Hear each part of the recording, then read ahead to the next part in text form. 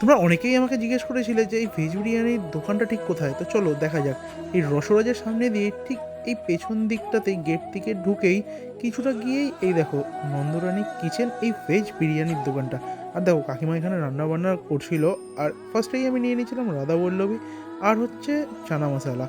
তো চলো এবার দেরি না করে খাওয়া যাক। এই রাধাবল্লভীগুলো এক এক পিস 10 টাকা করে নিয়েছিল, আর সাইজ অনুযায়ী যথেষ্ট ভালোই ছিল।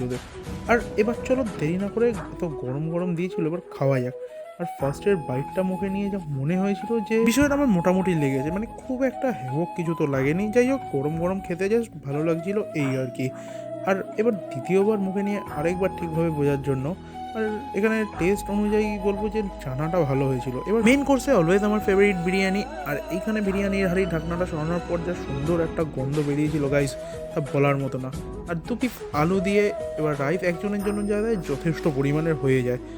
আর পনির তো দিয়ে দেয় লাস্টে অল্প একটু করে, কিন্তু সয়াবিন ভরে ভরে দেয়।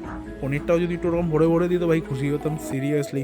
তো যাই হোক, রাইসের কোয়ান্টিটি নিয়ে তো বস এখানে কোনো কথাই হবে না, রাইস যথেষ্ট পরিমাণের দেয়। আর টেস্ট খুবই ভালো, আমি বলবো যে মাস্ট ট্রাই, তোমরা একবার অন্তত ট্রাই করো। আর আমি যতক্ষণে খেতে লাগি তোমরা আমার চ্যানেলটা সাবস্ক্রাইব করে দাও। তো আমার এই ব্লগটা তোমাদের কেমন লাগলো অবশ্যই কমেন্টে জানাও। আমাদের যদি কোনো নতুন ভিডিও দেখার থাকে তো সেটাও কমেন্টে জানাও। আর থ্যাংক ইউ ফর ওয়াচ।